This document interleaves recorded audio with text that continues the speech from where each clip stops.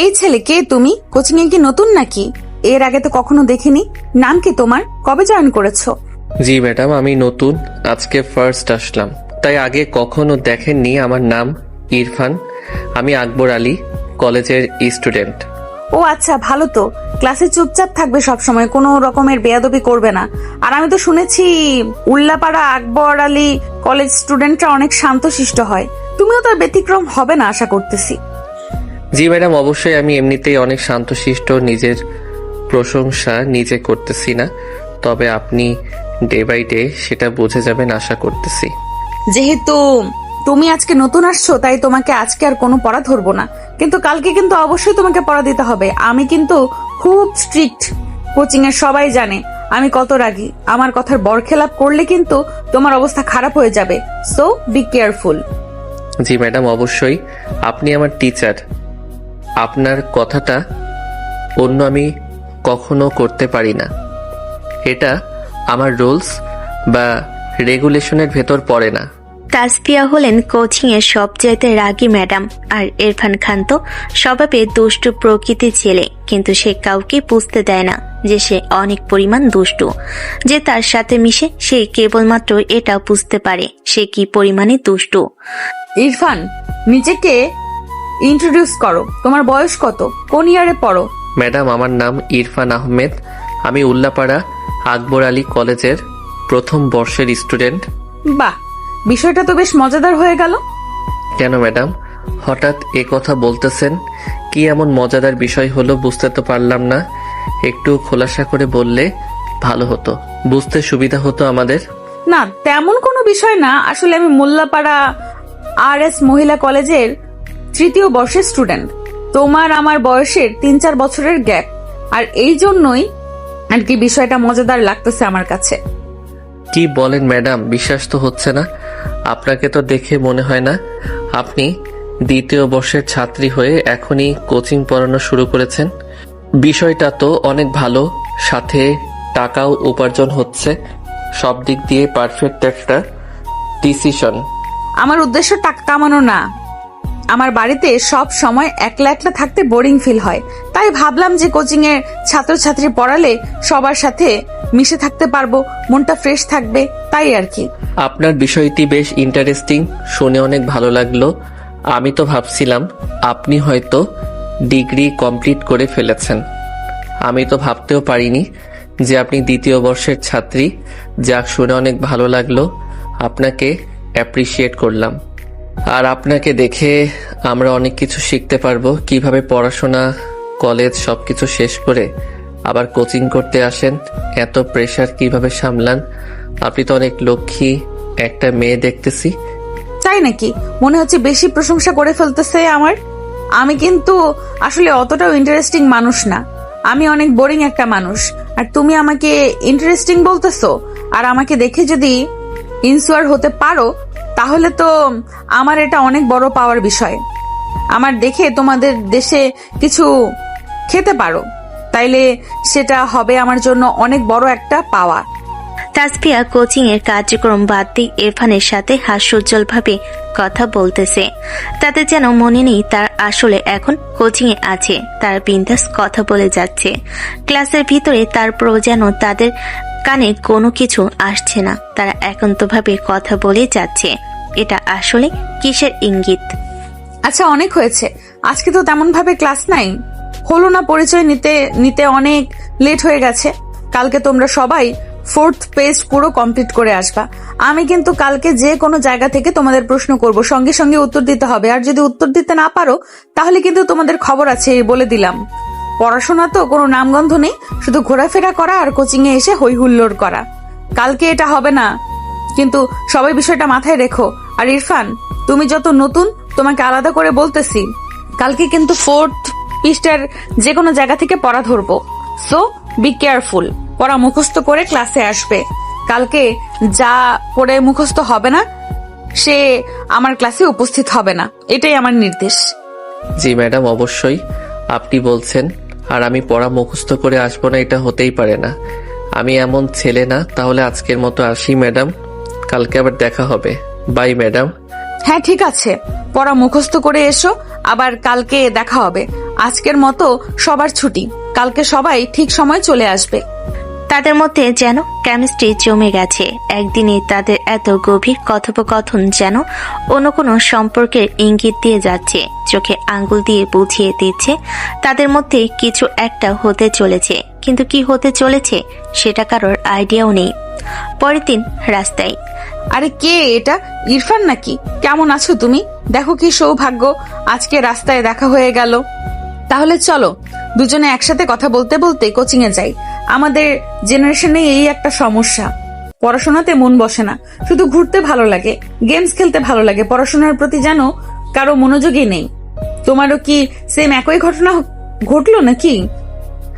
আসলে ম্যাডাম কি আর বলবো, আমিও বলতে পারেন ওই একই ধরনের লোক। পড়াশোনা করতে ভালো লাগে না, গেমস খেলতে ভালো লাগে, ঘোরাফেরা করতে, বন্ধুদের সাথে আড্ডা দিতে অনেক ভালো লাগে, পড়াশোনাতে মন বসে না।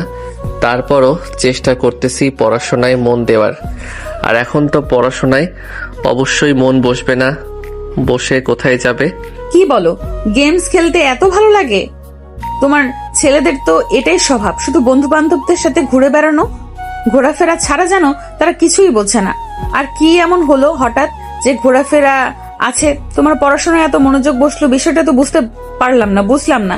একটু খোলাসা করে বলো তো শুনি। অনেক কৌতূহল আছে বিষয়টা শোনার, নাকি পার্সোনাল কিছু ভাবে বলার দরকার নেই? না না ম্যাডাম, আপনি যেটা ভাবছেন তেমন না। আপনার মতো সুন্দরী ম্যাডাম যে কোচিংয়ে আছে, সেখানে কি পড়াশোনা না করে অন্য কিছু করার উপায় আছে? যদি আপনি থাকেন, ক্লাসের কোনো ছেলেই অ্যাবসেন্ট করবে না। এত সুন্দরী একটা ম্যাডাম কোচিংয়ে থাকলে সব ছেলেদের মনোযোগ আপনার দিকে আর ব্লাড ভোটের দিকে থাকবে। আর আমি তো দেখেছি অন্য স্যার ম্যাডামের ক্লাস মিস করলেও আপনার ক্লাস কোনো ছেলে মেয়ে মিস করে না, কারণ আপনারা আগে হলেও মন থেকে অনেক ভালো। আমি সেটা কালকেই বুঝে গেছি। তাই বুঝি? তা ক্লাসের সবাই আমার জন্য ক্লাস করে সেটা তোমাকে কে বলেছে? নাকি শুধু তোমার নিজের কথাই বলতেছো, অন্যদের ফাঁসিয়ে দিচ্ছ? এটা কিন্তু করা যাবে না, নিজের কথা নিজে বলতে হয়, শুধু শুধু অন্যদের ফাঁসিয়ে দিও না, বুঝেছো? আর আমি এমন কেউ না যে আমার জন্য তোমরা সবাই ক্লাস করো। মনোযোগটা আমার দিকে না দিয়ে ক্লাসের দিকে দিলে সেটা বরং তোমাদের জন্য অনেক ভালো হবে। সামনে কিন্তু পরীক্ষা, সে কথা কি মাথায় আছে? হ্যাঁ ম্যাডাম, পরীক্ষার কথা তো অবশ্যই মাথায় আছে। পরীক্ষার কথা মাথায় না থাকলে তাইলে কি কোচিং ঘুরতে আসতাম? আর আমি আপনার চেয়ে অনেক ছোট, আপনাকে আমি ফ্লার্টিং করব এত বড় সাহস আমার এখনো হয়নি। আমার পরিবার আমাকে এই শিক্ষা দেয়নি। আমি তো কেবল মাত্র আপনার সাথে একটু দুষ্টামি করতেছি, এর চেয়ে বেশি কিছু না। প্লিজ আমার কোনো কথায় আপনি কষ্ট পাবেন না বা রাগ করবেন না। আসলে কথা বলতে বলতে স্লিপ টান হয়ে গেছে, সেটা বুঝতে পারিনি। আরে ব্যাপার না, আমি কিছু মনে করিনি। তুমি যদি দুষ্টুমি করতে পারো, আমি করতে পারবো না?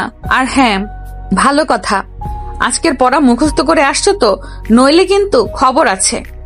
দুষ্টুমি তো খুব পারো, দেখবো আজকে পড়াশোনাটা কেমন ভাবে।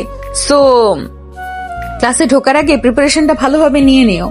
জি অবশ্যই, আমি সবসময় ক্লাসের পড়া পড়ে আসার চেষ্টা করি, আজকে তার ব্যতিক্রম হবে না। আর আপনি বলছেন না পরে আসতে পারি? তাসফিয়া এবং ইরফান কথা বলতে বলতে ক্লাসের সামনে চলে এসেছে। ইরফান বাইরে দাঁড়িয়ে রইল আর ম্যাডাম রেস্টরুমে চলে গেল। কিছুক্ষণ পরই তো দেখলাম শুরু হবে ইরফানের তার বন্ধুদের সাথে দেখা। কি রে বন্ধু, কি ব্যাপার? একদিন হলো না কোচিং শুরু করেছিস, আর এর মধ্যে কি ম্যাডামকে পটিয়ে ফেললি নাকি? হ্যাঁ সত্যি করে বলতো মামা, ব্যাপারটা কি? হ্যাঁ আরে তোরাও না কি সব বলিস না, কিছুই আটকায় না তোদের মুখে। আর পটিয়েছে মানে এটা কেমন কথা বললি? বন্ধু, উনি আমার ম্যাডাম হন, ওনার ব্যাপারে এমন কথা কিন্তু বলা উচিত না। তাই না বলার সঙ্গে সঙ্গে এরকম টান লেগে গেল, বুঝতে পারলাম না। তাহলে বিষয়টা মনে হয় সত্যি। আর কোনো বইয়ের লেখা আছে যে ম্যাডামের সাথে প্রেম করা যাবে না, ম্যাডামকে লাইন মারা যাবে না? কোথাও তো লেখা নেই, তাই না? আর ম্যাডাম তো তোর চেয়েও বয়সে বেশি একটা বড় না, খুব হলে 2-3 বছরের একটা গ্যাপ আছে। এটা কোনো বিষয় হতেই তো পারে। আর আমাদের আন্দাজ কখনো ভুল হয় না।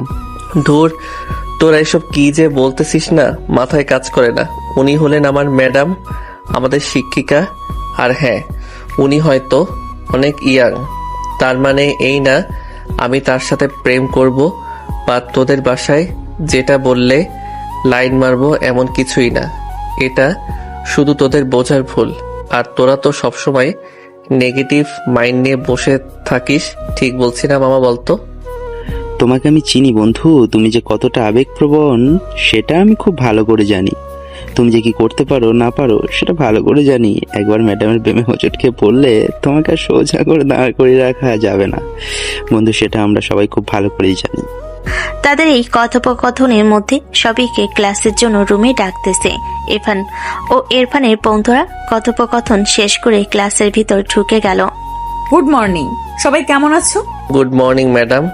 আলহামদুলিল্লাহ, আমরা সবাই অনেক ভালো আছি। আপনি কেমন আছেন? আমি অনেক ভালো আছি। তা কালকে যে তোমাদের পড়া দিয়েছিলাম সবাই মুখস্থ করেছো তো? আর এই যে মিস্টার ইরফান, কালকে তো বলেছিলেন লাস্ট বেঞ্চে, আজকে হঠাৎ ফার্স্ট বেঞ্চে বসে বলছেন। ওরা কি খুব ভালোভাবে মুখস্থ করে আসছেন নাকি? তার জন্য অ্যাটেনশন পেতে সামনে বসেছেন? হ্যাঁ, আসলে না ম্যাডাম, যেমনটা ভাবছেন বিষয়টা তেমন না। রুমে ঢোকার পরে ফার্স্ট বেঞ্চে জায়গা পেয়েছি, তাই ফার্স্ট বেঞ্চে বসছি। ও আচ্ছা, বসেছো, ভালো কথা। পড়াতে সময় যেন আনতাম তা করো না। আমি তো শুনেছি কিউট ছেলেরা নাকি পড়াশোনা তেমন একটা পারে না।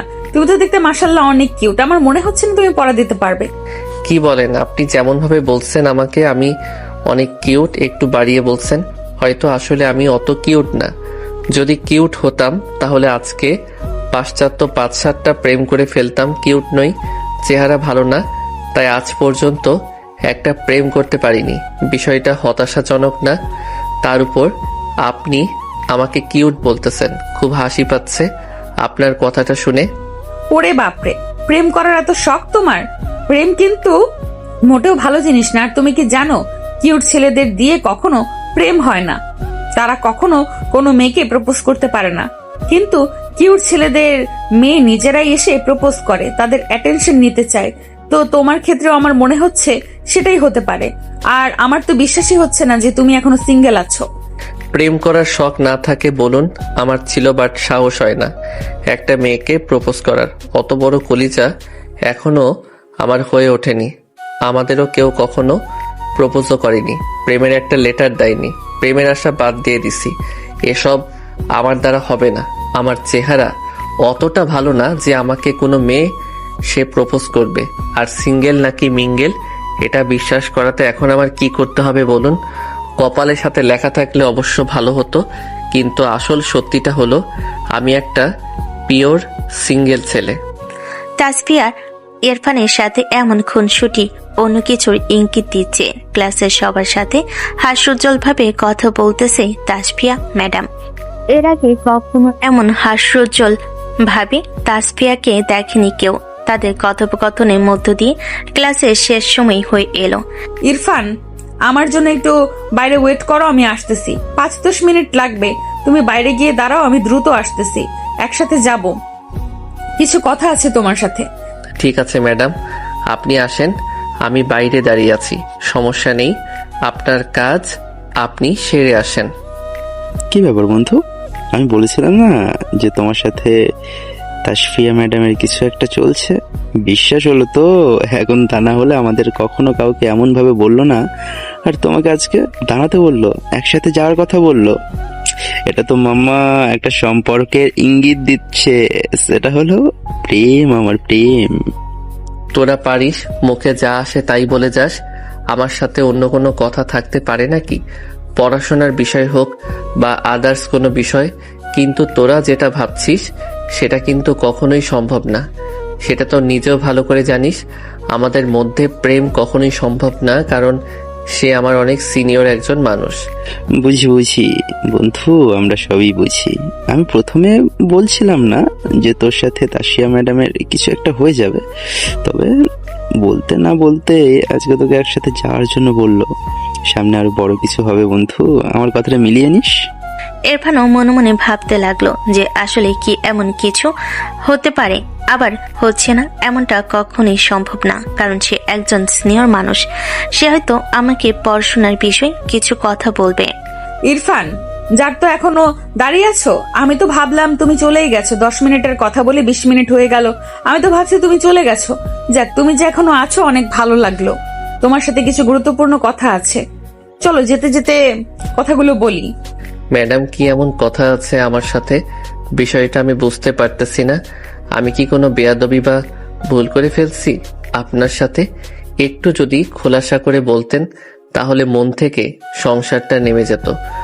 অনেক ভয় ভয় লাগতেছে আমার, না জানি কিছু ভুল হয়ে গেছে নাকি আমার দ্বারা।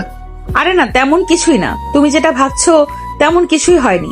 আসলে তোমার সাথে কিছু গুরুত্বপূর্ণ কথা আছে। তো আসলে আমি বলতে চাচ্ছিলাম, কিছুদিন পর তো সব কলেজ থেকেই ছুটি হয়ে যাবে এবং 10-12 দিনের মতো ছুটি থাকবে। তো এই সুযোগে তুমি কোথাও একটা ঘুরে আসা যাক। ঘুরে আসলে মন মানসিকতাটা সব ঠিক হয়ে যায়।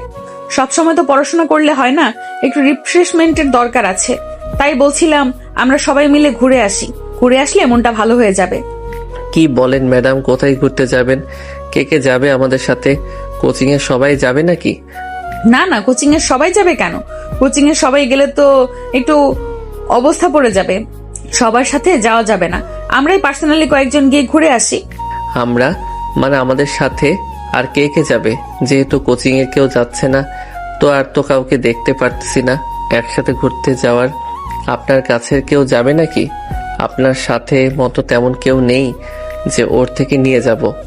আমার কোনো গার্লফ্রেন্ড নাই। আরে না, আমার আবার কাছের কে থাকবে বলো?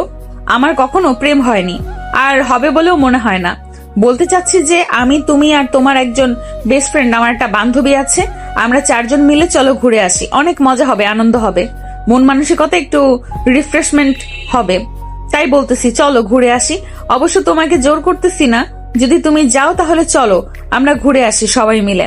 আর যদি ঘুরতে না যেতে চাও তাহলে কোনো সমস্যা নেই। আমি তো একা একা যাব না, তাই তোমাকে বললাম। আচ্ছা ঠিক আছে ম্যাডাম, আপনি যখন বললেন আমি বিষয়টা ভেবে দেখতেছি। বাড়িতে আব্বুকে বলতে হবে, আম্মুকে বলতে হবে। আর বেস্ট ফ্রেন্ডের কথা বললেন, আমার বন্ধুর সাথে কথা বলতে হবে। বলে দেখিও কি বলে। যদি সব ঠিকঠাক থাকে তাহলে ইনশাল্লাহ যাব আমি। আমার কোনো সমস্যা নাই। আপনাকে রাতে ফোন দিয়ে জানাবো আমি। তোমার কথা শুনে অনেক ভালো লাগলো। ও অন্তত আশ্বাসটা তো দিলা। ঠিক আছে, তাহলে তোমার আব্বু আম্মু বন্ধুদের সাথে কথা বলে রাত্রে জানিও। আর একজনের বেশি বন্ধুকে নিও না, নইলে সমস্যা হবে। বেশি মানুষ গেলে এনজয়টা মাটি হয়ে যাবে। 4 জন অনেক বেশি আনন্দ করতে পারবো। তাসফিয়ার এমন নরম স্বরে কথা বলা, ঘুরতে যাওয়ার প্রস্তাব, এগুলো সব কিন্তু প্রেমের দিকে ইঙ্গিত করতেছে। কিন্তু ইরফান এমন কিছু ভাবেনি। সে সব কথা নর্মালি নিয়েছে। এখন শুধু তার আব্বু আম্মু বন্ধু রাজি হলে তারা ঘুরতে যাবে। আব্বু, আব্বু তোমার সাথে কিছু কথা ছিল। যদি কিছু মনে না করো তাইলে আমি কিছু কথা বলতে চাই তোমার সাথে। আর কথাগুলো বলার পরে তুমি কিন্তু আমাকে না করতে পারবে না। কি ব্যাপার ইরফান, কিছু বলবা? আর তুমি আমার কাছে চেয়েছো এমন কিছু আমি তোমাকে দেইনি কোনোদিন হয়েছে? তুমি বলো, যদি দেওয়ার মতো হয় অবশ্যই তোমাকে দিব। কিন্তু আশা করব এমন কিছু আমাকে বলবে না যেটা তোমাকে না বলতে বাধ্য করে। আসলে আব্বু কোচিং থেকে ঘুরতে যাবে, তাই তোমার কাছে অনুমতি নিতে আসছি। যদি তুমি পারমিশন দাও তবে আমি ঘুরতে যেতে পারবো। কারণ আব্বু আমি কখনো তোমার অবাধ্য হইনি, তোমার কথার বাইরে আমি কোনো কাজ করিনি। তাই তোমার কাছে নেওয়াটা আমার কাছে অনেক বড় একটা বিষয়। তাই তোমার পারমিশনের অপেক্ষায়। সবই তো বুঝলাম, কিন্তু কে কে ঘুরতে যাবে? কাদের সাথে যাচ্ছ তুমি? কেমন ছেলে তারা? আমি তো কিছুই জানি না। এটা জানার এখতিয়ার আমার আছে। ছেলে মেয়ে কাদের সাথে ঘুরতে যায় সেটা আমি জানতেই পারি। আমি যদি আমার সবাইকে ভালো মনে হয় তবে তোমাকে পারমিশন দিব। না আব্বু, কোচিংয়ে সবাই যাবে না। শুধুমাত্র আমি, আমার বন্ধু, আমাদের কোচিংয়ের ম্যাডাম আর তার বান্ধবী যাবে।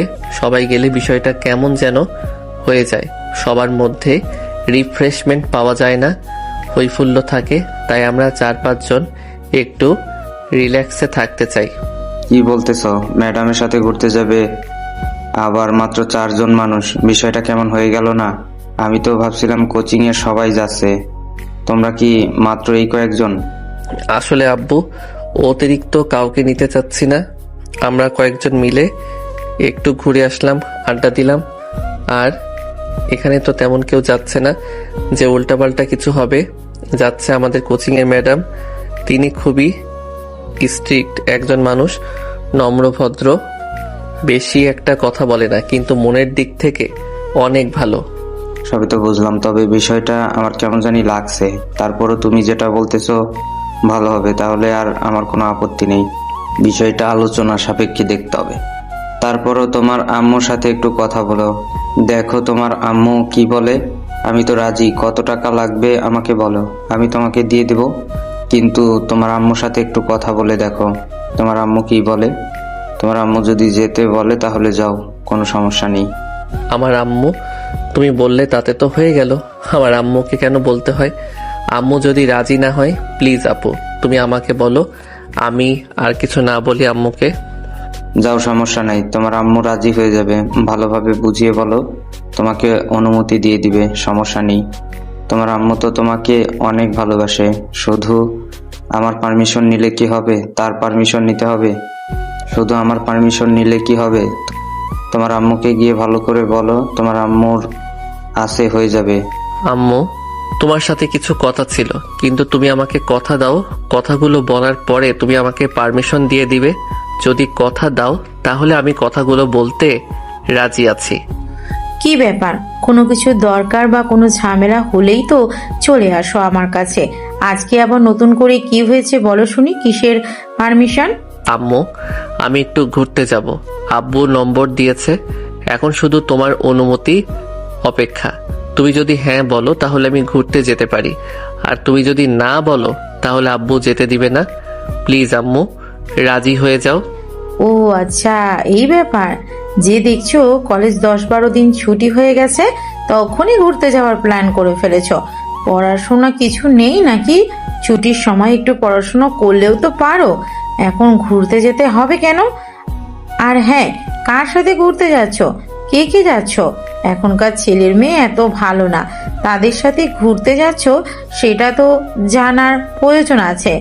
অবশ্যই এখানকার যে পোলাপান, বেশিরভাগই তো অভদ্র পোলাপান। তুমি অন্য কাদের সাথে যাচ্ছ? আম্মু, কোচিং এর কেউ যাচ্ছে না, শুধু যাব আমি, আমার বন্ধু কোচিং এর ম্যাডাম, আর ম্যাডামের একটা বান্ধবী। বেশি মানুষ হলে মজা থাকে না, সব সময় হইলে উঠছে যে বেশি আমার ভালো লাগে না। তাই আমরা 4 জন ঘুরতে যাওয়ার প্ল্যান করছি, আর এই ঘুরতে যাওয়ার প্ল্যানটা ম্যাডামেরই। ম্যাডাম বলল শুধু পড়াশোনা করলেই হবে না, একটু রিফ্রেশমেন্টের প্রয়োজন আছে। ঘোরাফেরা করলে মনোবল বাড়ে, মনটা ফ্রেশ হয়ে যায়, তাই আর কি। সবই তো বুঝলাম, কিন্তু মাত্র 4 জন, এটা কেমন কথা? আমি তো ভাবছিলাম কোচিং এর সবাই জানে, কিন্তু মাত্র 4 জন, এমন তো কখনো শুনিনি। ম্যাডাম ঘোরার প্ল্যান করে, ম্যাডাম যেহেতু বলছে তাহলে তো ভালোই হবে। ম্যাডাম তো আর তোমাদের খারাপ চাইবে না। কিন্তু কোথায় ঘুরতে যাচ্ছ? বেশি দূর কিন্তু যাওয়া যাবে না। কোথায় যাচ্ছ সেটাই তো এখনো বললে না। আসলে আম্মু, ঘুরতে যাওয়ার লোকেশনটা এখনো ঠিক হয়নি, কারণ আমরা তো এখনো পারমিশনই পাইনি ঠিক মতো। আগে পারমিশন পাই, পরে তো লোকেশন ঠিক হবে। আমি তো পারমিশন পেয়ে গেলাম, এখন শুধু আমার বন্ধুর পালা তো পারমিশন পেয়ে যায়। তাই কালকে ডিসকাশন করব কোথায় ঘুরতে যাওয়া যায়। আর বেশি দূর একটা যাওয়ার কথা না বলে গেলে কি সমস্যা আছে? তো করার কোনো জায়গা নেই, দূরে গেলে ভালো হয়। দেখছো তোমার ছেলে কি বায়না ধরেছে, সে নাকি ঘুরতে যাবে। কি যাক, ঘুরে আসুক। সারাদিন রাতে বাড়িতে বসে থাকে, পড়াশোনা বাড়ি, একটু ঘোরাফেরা করলে শরীর মন দুটা ভালো হয়ে যায়। তো যাক, সমস্যা নেই। আর যাচ্ছেও তো খারাপ কোনো পোলাপানের সাথে না, শুধু যাবে ম্যাডাম, ওর একটা বন্ধু, আর ম্যাডামের নাকি একটা বান্ধবী যাবে। তাই বেশি কিছু আর বলিনি। এটা একদম ঠিক কথা বলেছো তুমি। বেশি কেউ যাচ্ছে না, শুধু কোচিং এর ম্যাডাম, ম্যাডামের এক বান্ধবী, তোমার ছেলের একটা বন্ধু। তাই আমি আর বেশি কিছু বলিনি। ওকে যেতে চাচ্ছে, গিয়ে একটু ঘুরে আসো। না আম্মু, কি বলতেছে এগুলো? ওখানে থাকবেন আমার ম্যাডাম, ম্যাডামের বান্ধবী, আমি, আমার বন্ধু, এর মধ্যে আমার ছোট ভাই গেলে বিষয়টা একটু অন্যরকম হয়ে যায়। সবাই তো মন খুলে কথা বলতে পারবেন না, আর ও তো আমার ছোট, তাই ওকে না নেওয়া ভালো। নাকি আব্বু, তুমি কি বলো? আমার এটাই ভালো মনে হচ্ছে, ছোট ভাইকে না নাই ভালো হবে। কারণ ওখানে থাকবে আমার ম্যাডাম, আমার বন্ধু, ম্যাডামের বান্ধবী। সেখানে গিয়ে ও কী করবে? ওর ওখানে তো কোনো কাজ নেই। ও কারোর সাথে মন খুলে কথা বলতে পারবে না, ওর নিজের কাছে খারাপ লাগবে তখন, কারণ ওখানে ওর সবাই সিনিয়র থাকবে, ওর সমবয়সী কেউ থাকবে না। সো ওকে না নেওয়াই ভালো হবে। ইরফান ঠিক বলেছে। সাজিদ হচ্ছে ছোট, ও ওদের মধ্যে গিয়ে কি করবে? বাসায় থাক, ওখানে গিয়ে সবাই বড়, ওখানে গিয়ে ঠিকমতো মঙ্গল কথাও বলতে পারবে না, তখন ওরা আরো অনেক খারাপ লাগবে। তাই না যাওয়াই ভালো।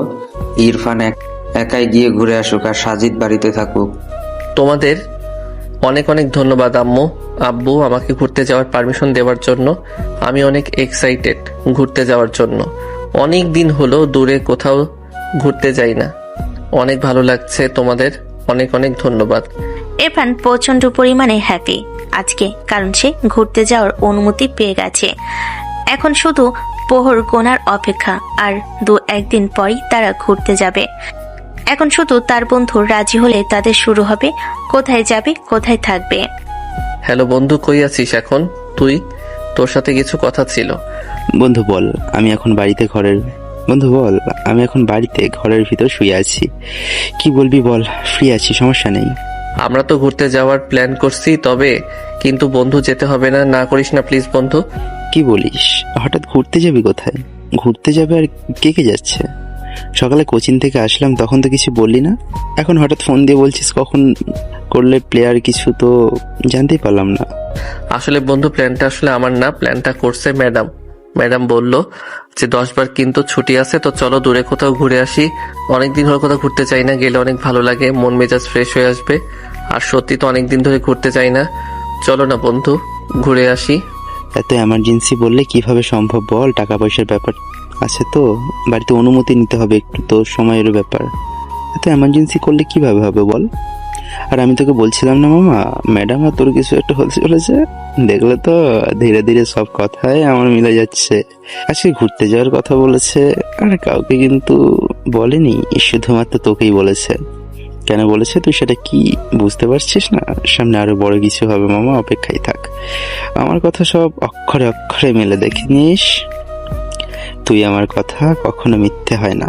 কি সব বলেছে বন্ধু, সেসব পরে দেখা যাবে। এখন তুই বল ঘুরতে যাবে কিনা, আর তুই না করলেও কিন্তু তোকে আমি জোর করে নিয়ে যাব আমার তরফ থেকে।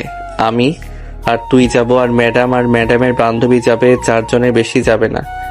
আর কোচিং এর কাউকেই নেওয়া যাবে না, গেলে হই হুল্লোড় হবে। আর আমার বেশি চেঁচামেচির ভিতর থাকতে মন চায় না, তাই আমরা কয়েকজন গেলে সময়টা অনেক ভালো কাটবে, সবাই মিলে আড্ডা দেওয়া যাবে, ঘোরাঘুরি করা যাবে। এটা অবশ্যই তুই একটা সত্যি কথা বলেছিস। কোচিনের সবাইকে নিয়ে গেলে পুরো বাজার বানিয়ে ফেলবে।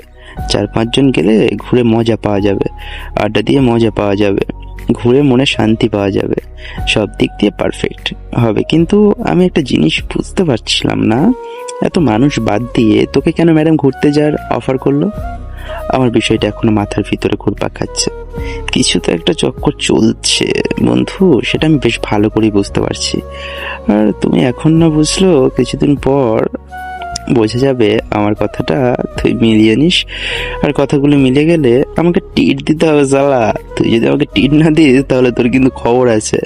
আচ্ছা ঠিক আছে, পরের কথা পরে বলিস। তোর কথা যদি আসলেই সত্যি হয়ে যায় তাহলে অবশ্যই তোকে আমি ট্রিট দিব, যা খেতে চাস তাই খাওয়াবো। তবে এটা কখনোই হবে না বন্ধু, তুই শুধু শুধু এমন কথা বলতেছিস। এমন কিছুই হবে না। ম্যাডাম জানে তার আর আমার বয়সের অনেক গ্যাপ, সে কখনো এটা চাইবে না যে তার সাথে আমার সম্পর্ক হোক। এটা ভাবতে কেমন লাগে শালা, তুই কি সব ভাবিস? আচ্ছা বন্ধু, তাহলে তোরা প্ল্যান কর কোথায় ঘুরতে যাবি। আমি আছি, সমস্যা নেই, শুধু একটু টাকা পয়সা নিয়ে সমস্যা, আর বাড়িতে ওটা ম্যানেজও হয়ে যাবে, সমস্যা নেই। আমার জন্য কিছু বাড়তি টাকা নিয়ে যাই, যদি প্রয়োজন হয় তাহলে নির্ভর, যদি না প্রয়োজন তাহলে আর লাগবে না, কিন্তু ব্যাকআপ হিসেবে রেখে দিস, কারণ ম্যাডাম যাচ্ছে, মান সম্মান তো কিছু থাকবে না। সো তোকে আগেই বলে রাখলাম, কথাগুলো মাথায় রাখিস। আর ঘুরতে গেলে মজা তো অবশ্যই হবে, অনেকদিন পর দূরে কোথাও ট্যুর দেবো, বেশ এক্সাইটেডমেন্ট। ইরফানের আব্বু পারমিশন দিয়ে দিয়েছে, এদিকে তার বন্ধুও যেতে রাজি হয়ে গেছে। তারা ঘুরতে যাওয়ার প্ল্যান করতে বাকি এখন শুধু, কিন্তু আসলে সামনে কি হতে চলেছে সেটা আসলে কেউ আন্দাজ করতে পারছে না। হয়তো ভালো কিছুই হবে, কিন্তু কি হবে সেটা কেউ জানে না। হ্যালো ইরফান, তো কি করলা? বাড়িতে কথা বলেছো? তুমি কিছুই তো জানালে না আমাকে। আমি অপেক্ষায় আছি, কিন্তু তুমি আমাকে ফোন করে কিছুই জানালে না। যাবে কি যাবে না কিছুই তো বলতেছো না। আমি আপনাকে ফোন দিতে যাচ্ছিলাম, এর মধ্যে আপনার ফোন দিয়ে দিয়েছেন। খুশির সংবাদ ম্যাডাম, আমার বাড়ি থেকে পারমিশন দিয়ে দিয়েছে। আব্বু আম্মু দুজনে আমাকে অনুমতি দিয়ে দিছে। পরে বন্ধুর সাথে কথা বললাম, ওর সাথে অনেক কথা বলার পরেও রাজি হয়েছে। ও যাবে, সমস্যা নাই। কিন্তু বিষয় হচ্ছে আমরা যাব কোথায়, গন্তব্যটা কোন জায়গায় সেটা এখনো কেউ জানে না। সেটা জানালে ভালো হয়। আপনার কি কোনো লোকেশন পছন্দ করা আছে, নাকি প্ল্যান করবেন কোনটা? এইটা তো খুব ভালো কথা। আমি জানতাম তোমার আব্বু আম্মু রাজি হবে, কারণ এখানে তো অন্য কোনো পোলাপান যাচ্ছে না, শুধু আমরা 4 জন যাব। আর ঘুরতে যাওয়ার লোকেশন তো আমি অনেক আগেই সিলেক্ট করে রেখেছি। আমার অনেক শখ, সাজেক যাব। তোমরা কি বলো? আমার কোনো সমস্যা নেই ম্যাডাম, সাজে তো অনেক ভালো জায়গা। ওখানে গেলে অনেক ভালো ফিল পাওয়া যাবে, ভাসমান দেখা যাবে, প্রাকৃতিক সৌন্দর্য সব মিলে সুন্দর একটা পরিবেশ। ওখানে শান্ত শিষ্ট জায়গা, সব মিলিয়ে খুব সুন্দর সময় কাটবে। তুমি একদম ঠিক কথাই বলেছো। এই জন্যই তো আমি সাজেক সিলেক্ট করেছি, কারণ অনেকদিন যাবত আমার সাজেকে যাওয়ার ইচ্ছা, কিন্তু হাতে যাওয়ার মতো কেউ নেই, তাই এতদিন যেতে পারিনি। কিন্তু এবার স্বপ্নটা পূরণ হতে চলেছে, অনেক ভালো লাগতেছে। অবশ্যই মনে হচ্ছে স্বপ্নটা পূরণ হবে। আর আমার বান্ধবীকে আমি বলেছি, ও যাবে, সমস্যা নেই, ওর কলেজ ছুটি। তাহলে কিন্তু আমরা কাল দিন পর রওনা হব। আমার আর বেশি দিন সহ্য করে থাকা সম্ভব না। যেহেতু তোমার আব্বু আম্মু আছে, তোমার বন্ধু রাজি, এদিকে আমার বান্ধবী যাবে, তাহলে তো আর কোনো সমস্যাই রইল না। সবাই রাজি, এখন শুধু যাওয়ার পালা সাজেকে। Sajek, I am coming. Madam, কথাটা একদম আমি সঠিক বলেছেন। জায়গাটা অনেক ভালো লাগে। আর আমার বন্ধু শুনে খুশি হয়েছে, ওর নাকি সাজেক যাওয়ার অনেক ইচ্ছা। এর আগে কখনো সময় সুযোগ কোনোটাই হয়ে ওঠেনি, এখন যখন দুটোই হয়ে গেছে আর বাধা কোথায়। Let's go Sajek. মজা হবে, আনন্দ হবে, প্রকৃতির সাথে কথা বলা হবে, সব একসাথে, ফুল প্যাকেজ। সবাই সাজেক যাওয়ার জন্য অনেক এক্সাইটেড। সবারই সাজেকে যাওয়ার অনেক ইচ্ছে। এবার হয়তো তাদের স্বপ্ন সত্যি হতে চলেছে, কিন্তু সামনে আরো বড় কিছু ধামাকা অপেক্ষা করতেছে। হ্যালো বন্ধু, কি রে, তুই রেডি হয়েছিস? এমনিতে কিন্তু লেট করা যাবে না, বাস আছে, লেট হলে কিন্তু অনেক বড় ঝামেলা হয়ে যাবে বন্ধু। আরে কি বলিস বন্ধু, আমি ভোর থেকে রেডি হয়ে আছি, আমার সব ঠিকঠাক, ব্যাগপত্র সব গুছিয়ে ফেলেছি, নিচেও অলমোস্ট রেডি হয়ে গেছি। তাহলে কিছুক্ষণ পরে বের হই নাকি? ও দেখি ম্যাডামের বান্ধবী সবাইকে রেডি আছে, তোদের সাথে কথা বল, দেখো ওরা কি বলে। আর আমার মাকে নিয়ে কোনো চিন্তা করিস না। হ্যালো ম্যাডাম, আমরা তো রেডি। আপনাদের কি খবর? আপনারা মেয়ে মানুষ, আপনারা তো সাজতে অনেক সময় নেন, আপনাদের আর কতক্ষণ সময় লাগবে? আমার বন্ধু তো ব্যাগপত্র গুছিয়ে বসে আছে শুধু আপনাদের অপেক্ষায়। এখন বেশি কিন্তু লেট করা যাবে না, বাস মিস হলে কিন্তু আমাদের না ক্যান্সেল হয়ে যাবে। সেই কথাটা কি আপনার মাথায় আছে? আপনার বান্ধবী কি রেডি হয়েছে একটু শুনেন ফোন দিয়ে। তোমরা এই ভিসা নিয়ে চিন্তা করতে হবে না, আমি ব্যাগপত্র রাতেই গুছিয়ে রাখছি। আর এখন শুধু রেডি হতে সময় লাগবে মাত্র 10 থেকে 15 মিনিট। আর আমার বান্ধবীও সেম একই, রাতেই ও ব্যাগ গুছিয়ে রেখেছে। এখন শুধু রেডি হতে বাকি, বাদ বাকি সব কমপ্লিট। তোমরাও গোছগাছ করে বের হও, আমাদের বেশি সময় লাগবে না। ঠিক আছে ম্যাডাম, তাহলে আমি আর আমার বন্ধু ব্যাগপত্র নিয়ে গয়হট্টা বাজারের দিকে গেলাম। আমরা বাজারে থাকবো, আপনারা যত দ্রুত সম্ভব চলে আসেন, আমরা বাজারে অপেক্ষা করতেছি আপনাদের জন্য। এখন তাইলে ফোন রাখলাম। ঠিক আছে, তোমরা বাজারে গিয়ে অপেক্ষা করো, আমরা আসতেছি কিছুক্ষণের মধ্যেই। আমাদের সময় লাগবে না, ঠিক আছে? তোমরা এগোও তাহলে, আমরা আসতেছি। এখন শুধু তাদের সময়ের অপেক্ষা। অধিক আগ্রহের অবসান ঘটতে যাচ্ছে। এখন তারা উল্লাপাড়া বাস স্ট্যান্ডে গিয়ে বাস ধরবে। ওখান থেকে সরাসরি সাজেক মেঘের রাজ্যে নামে পরিচিত সাজেকে যাওয়ার মজাই আলাদা। এইদিকে তাসফিয়া এবং তাসফিয়ার বান্ধবী রেডি হয়ে বাজারে চলে আসছে। এখন তারা উল্লাপাড়ার দিকে রওনা হবে। ইরফান, জায়গাটা অনেক সুন্দর না? কত সুন্দর পরিবেশ, হিমেল হাওয়া বইছে, প্রাকৃতিক সৌন্দর্য দেখতে কার না ভালো লাগে বলো? সত্যিই আজকে অনেক ভালো লাগতেছে।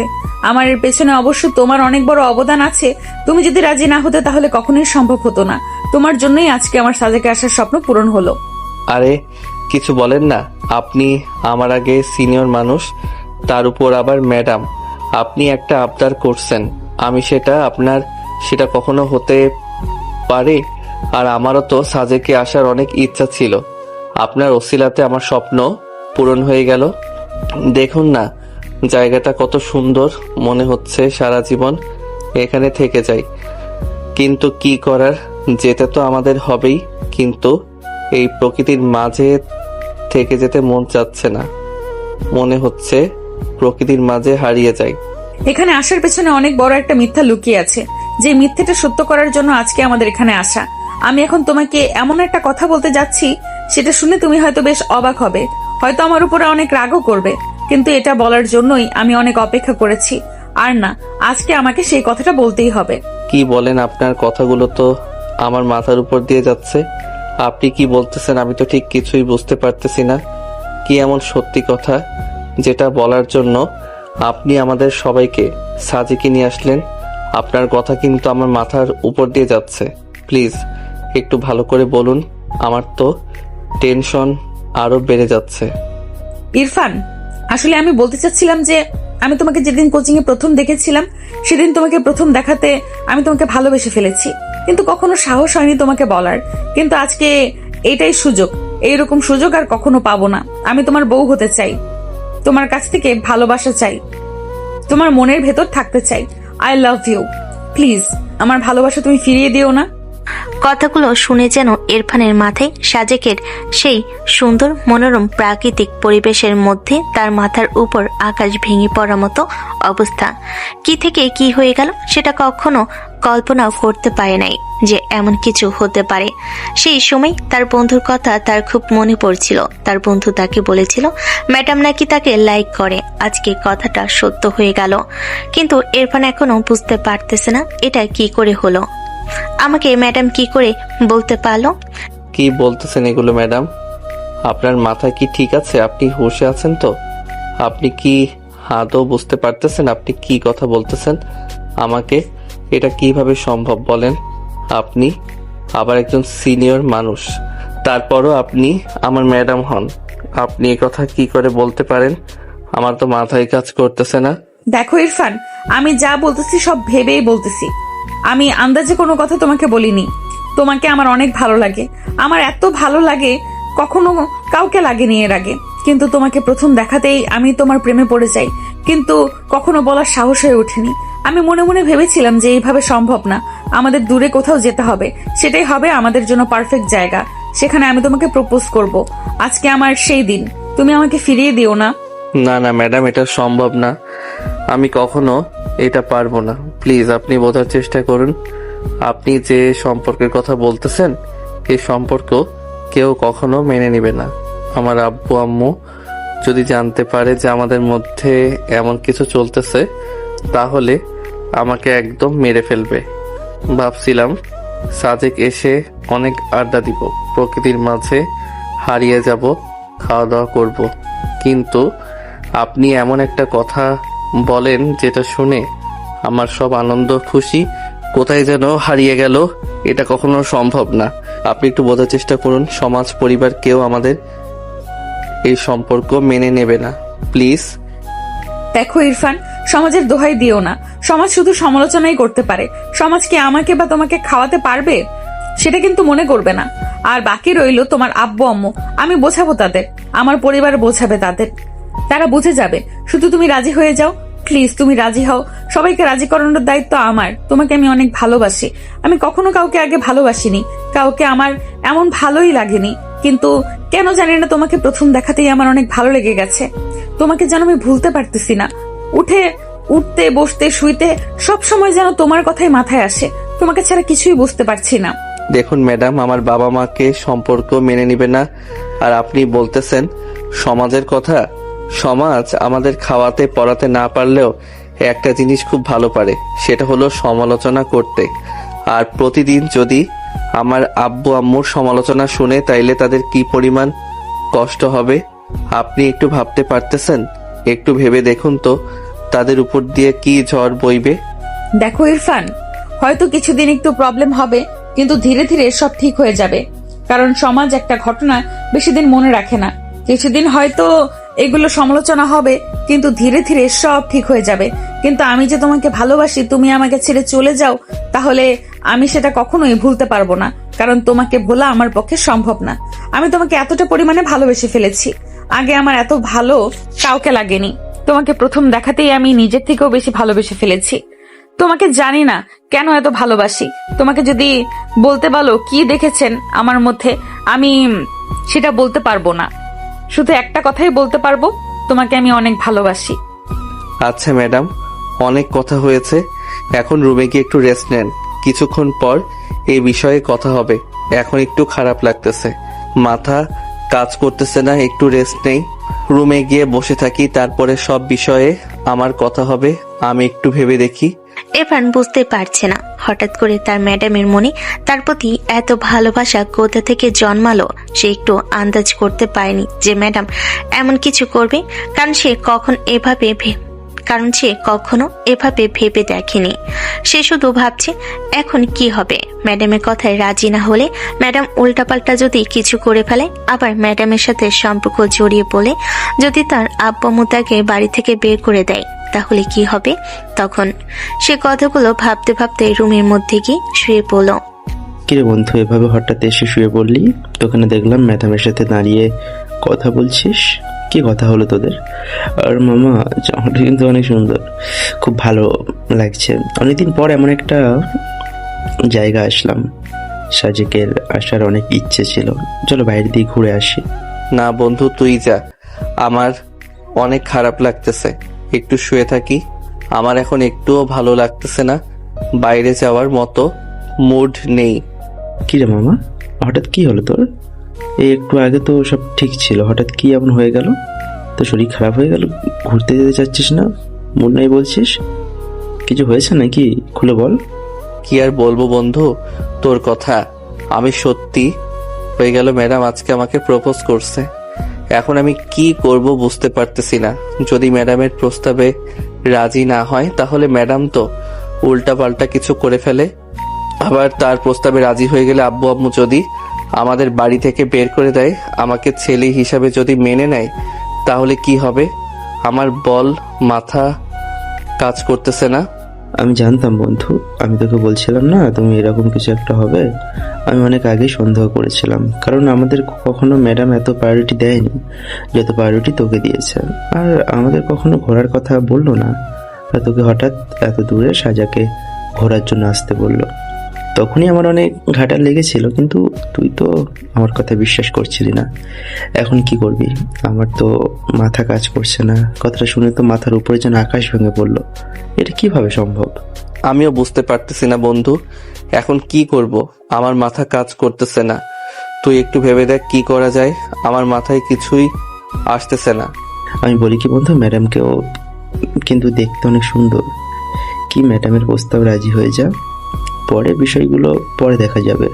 তোর আব্বু আম্মু তো তোকে অনেক ভালোবাসে, তোর ভালোবাসা তারা অবশ্যই মেনে নেবে। তুই তাদের আদরের সন্তান, তোদের কখনো কষ্ট দিবে না তারা। আর বাকি রইল সমাজ, সমস্ত কিছুদিন পরে সব ভুলে যাবে।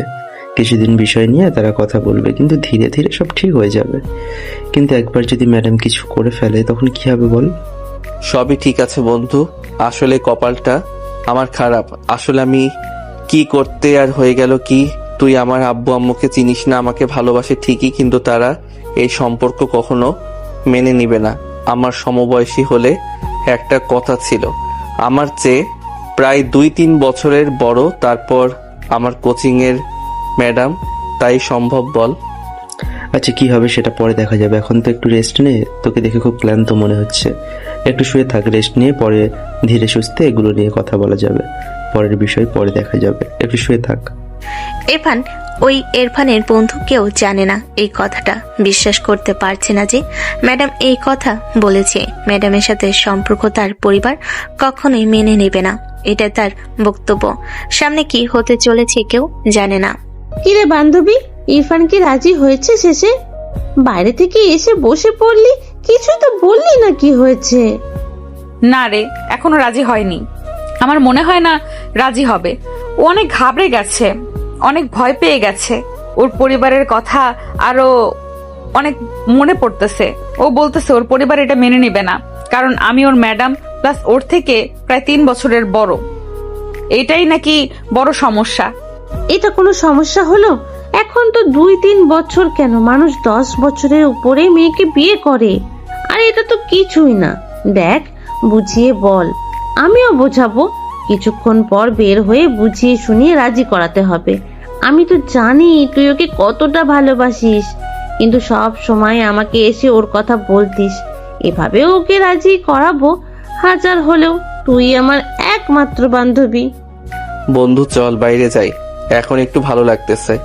বিয়েতে একটু ম্যাডামকে বোঝাবে এই সম্পর্ক কেউ মেনে নেবে না। আমাকে ভুলে যেতে বল, আমি তোর যোগ্য না। আর আমি তো চাকরি বাকরি কিছুই করি না, আমি বেকার। তাকে বিয়ে করে কি খাওয়াবো? ওকে একটু বোঝানো বন্ধু, যাতে আমাকে ভুলে যায়। আচ্ছা চল দেখি কি করা যায়।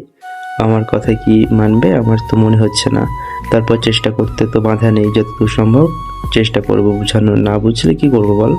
দুইজন বাইরে যাচ্ছিল, সামনে তাকিয়ে দেখে তাসফিয়া ও তাসফিয়ার বান্ধবী একসাথে দাঁড়িয়ে আছে।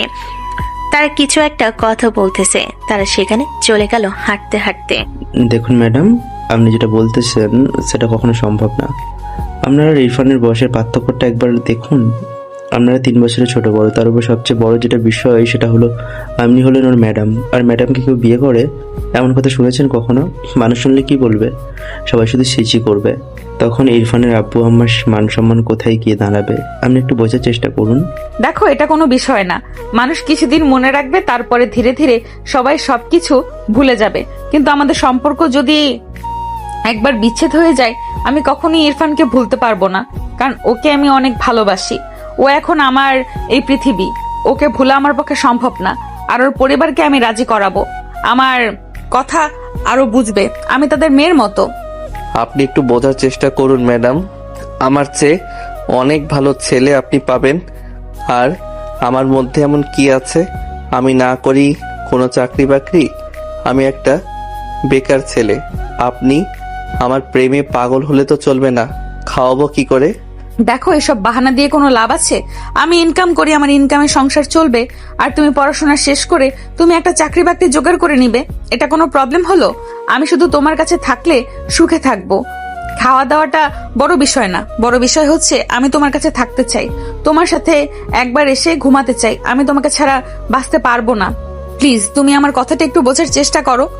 দেখুন ম্যাডাম, আপনি এরকম পাগলামি করলে হবে না। আমি আপনাকে বউ হিসেবে গ্রহণ করতে পারবো না। আমার পরিবার আছে, আব্বু আম্মু ভাই সমস্ত বাদ দিলাম।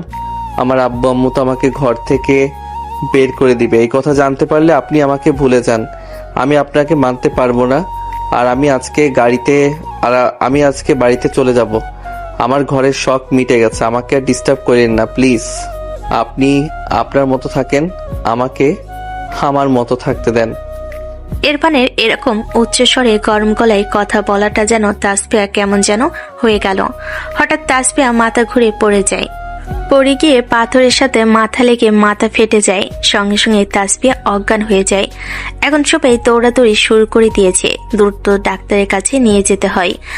বন্ধু তাড়াতাড়ি কোনো অ্যাম্বুলেন্সে ফোন দেই, ওর অবস্থা কিন্তু অনেক খারাপ হয়ে যাচ্ছে, মাথা দিয়ে অনেক রক্ত বেরোচ্ছে। তাড়াতাড়ি ফোন দে, বেশি দেরি হলে কিন্তু বিশাল একটা প্রবলেম হয়ে যাবে, ম্যাডামের ক্ষতি হয়ে যেতে পারে। যত ফার্স্ট অ্যাম্বুলেন্স নিয়ে আসেক।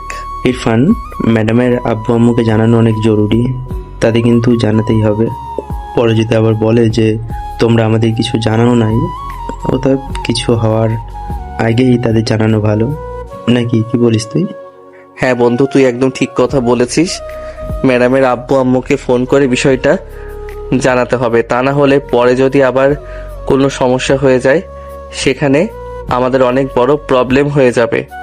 হ্যাঁ ঠিক বলেছিস তুই, তাদের ফোন করে বলছে আমরা ওকে নিচে করে ঢাকায় নিয়ে যাচ্ছি, ঢাকা মেডিকেলে ভর্তি করতে হবে ওকে, যত দ্রুত সম্ভব তাদের চলে আসতে বল।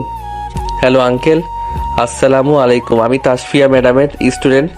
আমরা একসাথে ঘুরতে আসলাম। ম্যাডাম হঠাৎ মাথা ঘুরে পড়ে যাওয়াতে পাথরের সাথে মাথা লেগে ম্যাডামের মাথা ফেটে যায়, এতে অনেক রক্ত পড়তেছে। আমরা এখন তাকে ঢাকা মেডিকেলে নিয়ে যাচ্ছি। আপনারা যত দ্রুত সম্ভব ঢাকা মেডিকেলে চলে আসবেন। আপনিও তাড়াতাড়ি চলে আসেন। আর এখনই এর চেয়ে বেশি কথা বলার পরিস্থিতি এখনো নেই, আপনারা আসেন, তারপরে কথা হবে। আসসালামু আলাইকুম। ইরফান অনেক ভয় পেয়েছে। সে মনে মনে ভাবতেছে, কেন যেন রাজি হলাম না। যদি রাজি হতাম তাহলে এখন এমন কিছুই হতো না। ম্যাডাম মাথা ঘুরে পড়ে যেত না, আর না তার মাথা ফেটে যেত। এখন কি হবে? সবাইকে কি জবাব দেবে? এখন এদিকে তাসফিয়ার জ্ঞান ফিরছে না, তার মেডিকেলের কাছাকাছি চলে এসেছে। ডাক্তার সাহেব, আপনি তাড়াতাড়ি আমাদের ম্যাডামকে একটু দেখুন। ম্যাডাম মাথা ঘুরে পড়ে যাওয়ায় পাথরের উপর মাথা লেগে মাথা ফেটে রক্ত পড়তেছে। আপনি একটু তাড়াতাড়ি চেক করুন প্লিজ। টাকা পয়সা নিয়ে আপনি ভাববেন না। সবই তো বুঝতে পেরেছি, দেখে তো মনে হচ্ছে অবস্থা খারাপ। তোমাদের আগেও কোনো মেডিকেলে ভর্তি করা উচিত। ছেলের এত দূরে নিয়ে আসার কারণে রক্ত বেশি পড়ে গেছে। এখন দেখা যাক, আমাদের ফুল প্রচেষ্টা থাকবে। আপনারা বাইরে অপেক্ষা করুন। আমাকে কে ফোন দিয়েছিল? তুমি? কি হয়েছে তাসফিয়া? বলতেছিল কেন, কি হয়েছে? আসলে ম্যাডাম কথা বলতে হঠাৎ মাথা ঘুরে পড়ে যাওয়ায় পাথরের সাথে মাথা লেগে মাথা ফেটে যায়, এতে রক্ত বের হয়। সঙ্গে সঙ্গে ম্যাডাম অজ্ঞান হয়ে যান। আমরা দ্রুত আর মনে নিয়ে তাকে ঢাকায় নিয়ে আসি। এখন তাকে ডাক্তার চিকিৎসা করতেছেন, আমাদের বাইরে অপেক্ষা করতে বলছে। এত কিছু হয়ে গেল আর আমাকে বললে না? একটা বড়, তোমাকে তো তখন থেকেই বললাম যে কি হয়েছে কি হয়েছে, তুমি তো কিছুই বললে না। তুমি শুধু বললে আপনি তাড়াতাড়ি ঢাকা মেডিকেলে আসেন। আসলে আন্টি, তখন বলার মতো কোনো পরিস্থিতি ছিল না, কারণ তখন ম্যাডামের অবস্থা অনেক খারাপ ছিল। এর মধ্যে মাথা কাজ করতেছিল না, কি করব না তাই সব কথা বলতে পারিনি। আপনি তো বুঝতেই পারতেছেন আমাদের সিচুয়েশনটা। দেখুন, আপনারা বেশি চিন্তা করবেন না। রোগী এখন আগের থেকে অনেকটা সুস্থ আছে। তার মাথা যেখানে ফেটে গেছিল সেখানে আমরা সেলাই করে দিয়েছি। এখন আগের থেকে অনেক বেটার ফিল করতেছে। আপনারা এখন তার সাথে দেখা করতে পারবেন না, আপনাদের 1 ঘন্টা অপেক্ষা করতে হবে। তার জ্ঞান ফিরলে আপনারা তার সাথে দেখা করিয়েন, সমস্যা নেই। এখন সে অনেক সুস্থ আছে।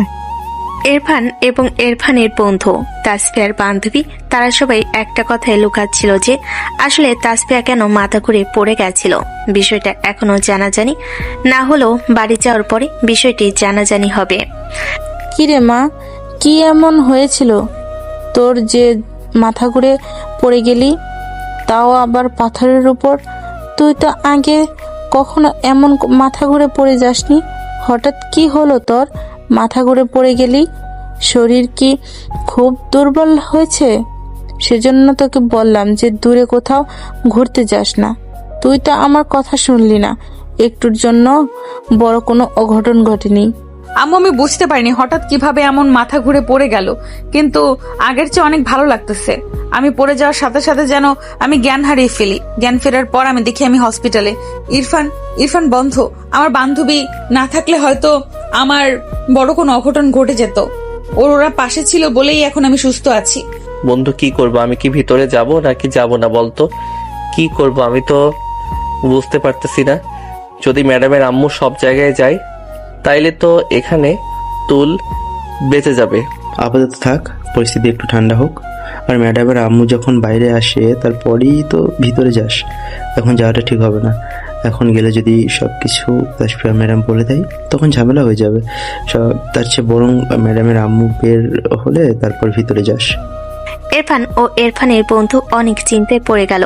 কি হবে এখন যদি তাসফিয়া ম্যাডাম সব বলে দেয় তাহলে তো ঝামেলা আরো বেড়ে যাবে। আর যদি ইরফানের আব্বু আম্মু শুনতে পারে ঘটনা তাহলে তো ইরফানের খবর আছে। কতগুলো ভাবতে ভাবতে তাসফিয়ার আম্মু বাইরে বেরিয়ে আসলো। পরে যাও তোমরা ভেতরে যাও, তোমাদের ডাকতেছে। আমি একটু ডাক্তারের সাথে কথা বলে আসি, তোমরা গিয়ে কথা বলো। তোমাদের দেখলে অনেক ভালো লাগবে, প্রথম থেকে শুধু তোমাদের কথা বলতেছে। গিয়ে তোমরা দেখা করে যাও। যাক বন্ধু, ম্যাডাম হয়তো কিছু বলেনি, বলে কখনো কি অবস্থা হয়ে গেছে। চলে এখন গিয়ে দেখি ম্যাডামের কি অবস্থা। ম্যাডামের আম্মু বলল আমাদের নাকি খুঁজতেছে। হ্যাঁ বন্ধু, তুই একদম ঠিক কথা বলেছিস, চল গিয়ে দেখে আসি কি অবস্থা। আমি তো অনেক ভয় পেয়ে গেছিলাম। যাক আলহামদুলিল্লাহ, এখন যে সুস্থ আছে সেটা শুনে অনেক ভালো লাগছে। ম্যাডাম এখন কেমন আছেন? শরীর এখন আগের চেয়ে ভালো লাগতেছে কি? তখন কি এমন হলো আপনার? আমি তো বুঝতেই পারলাম না, হঠাৎ অজ্ঞান হয়ে পড়ে গেলেন। পড়ে যাওয়ার সাথে সাথে আপনার মাথা ফেটে রক্ত বের হতে লাগবে। আমরা তো অনেক ভয় পেয়ে গেছিলাম। দ্রুত আপনাকে হসপিটালটি নিয়ে আসি। আমাকে নিয়ে এত চিন্তা করে কি লাভ তোমার? আমি বাঁচলেই বা কি, মরলেই বা কি? আমি মরে গেলেই তো তুমি খুশি হও, তোমার পথের কাঁটা সরে যায়। আমাকে তো তুমি চাও না। তো আমি সুস্থ থাকলেই তোমার কি, আর না থাকলেই তোমার কি? খুশি হওয়ার তো কোনো কারণ আমি দেখতে পাচ্ছি না। তোমার তো মন খারাপ হওয়ার কথা। দ্রুত আপনাকে হসপিটালে নিয়ে আসি। ম্যাডাম, আপনি এগুলো কি সব কথা বলতেছেন? আপনি মরে গেলে আমি খুশি হব, এটা আপনি ভাবলেন কি করে? আমি আপনাকে শুধু প্রেমের প্রস্তাব মানা করে দিয়েছি, তাই বলে এই নয় যে আপনাকে আমি পছন্দ করি না। অবশ্যই আপনাকে আমি ম্যাডাম হিসেবে অনেক পছন্দ করি, কিন্তু প্রেমিকা হিসেবে নয়। আর আপনি এটা কেমন কথা বললেন? আপনি মরে গেলে আমি খুশি হব? কথাটা শুনে অনেক খারাপ লাগলো ম্যাডাম। এতই যদি দুঃখ পেতে তাহলে আমার দুঃখকে তুমি দুঃখ পেতে আমাকে বোঝার চেষ্টা করতে। আমি যে তোমাকে ভালোবাসি সেটা কখনো ফিরিয়ে দিতে না। তুমি আমাকে ভালোবাসো না, আমাকে পছন্দ করো না, সেজন্যই তো আমার প্রস্তাবকে ফিরিয়ে দিয়েছো। আর এবার হয়তো বেঁচে গেছি, কিন্তু এর পরের বার হয়তো আর বেঁচে থাকবো না, কারণ এবার তো একটা অ্যাক্সিডেন্ট ঘটে গেছে। এরপরে আমি নিজেই নিজেকে শেষ করে দিব, কারণ যাকে আমি চাই তাকে পেলাম না। এই পৃথিবীতে থেকে আমার আর কোনো লাভ নেই, আমার মরে যাওয়াই ভালো। তোমাকে ভালোবাসি, তোমাকে যদি না পাই তাহলে আমি আর অন্য কাউকে পেতে চাই না। তাই নিজেকে নিজেই মেরে ফেলাই উত্তম। ম্যাডাম, এবার কিন্তু আমি খুব কষ্ট পাচ্ছি আপনার কথা শুনে। আপনি কথাগুলো কেমন করে বলতে পারতেছেন আমার জন্য? যদি আপনি আত্মহত্যা করেন সেটার জন্য দায়ী থাকবো আমি, আর আমি কখনো সেটা চাইবো না। আপনি বেঁচে থাকুন 1000 বছর, কিন্তু একটা জিনিস আপনি বুঝতে পারতেছেন না, সেটা হলো আমাদেরই সম্পর্ক কেউ মেনে নিবে না। আপনি আমার চেয়ে অনেক ভালো ছেলে ডিজার্ভ করেন, এটা আপনাকে বুঝতে হবে। আমি তো ছোট একটা ছেলে, আপনি আমার চেয়ে অনেক সুন্দর হ্যান্ডসাম ছেলে পাবেন। আমার অন্য কাউকে চাই না, আমার তোমাকে চাই। আর বারবার ম্যাডাম ম্যাডাম করে বলতেছো কেন? তুমি করে বলো। তোমার মুখে তুমি করে শোনার আমার অনেক ইচ্ছা। যদি একবার তুমি আমাকে তুমি করে বলতে, হৃদয়টা প্রশান্ত হয়ে যেত। আমার অন্য কাউকে চাই না, আমার তোমাকে চাই। আর বারবার ম্যাডাম ম্যাডাম করে বলতেছো কেন? তুমি করে বলো। তোমার মুখে তুমি শোনার আমার অনেক ইচ্ছা। যদি একবার তুমি করে বলতে, হৃদয়টা প্রশান্ত হয়ে যেত।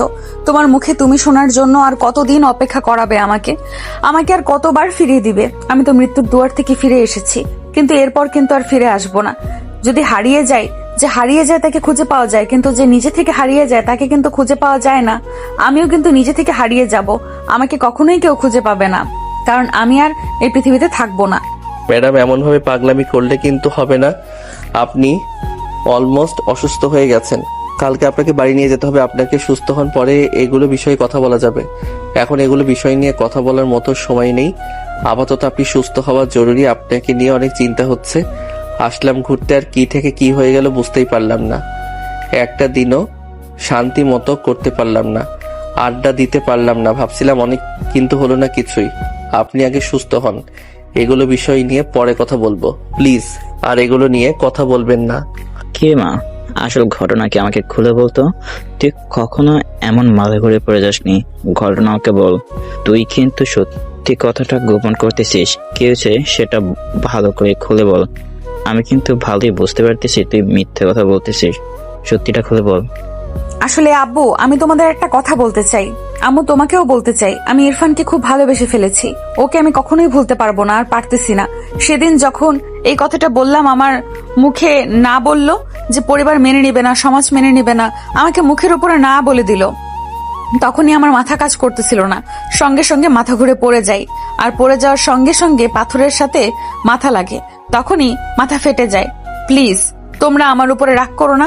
আমি কখনো এমন কিছু করিনি যার জন্য তোমাদের মাথা নিচু হয়ে যাবে। আমি এখনো তেমন কিছুই করিনি, শুধু ভালোবেসেছি।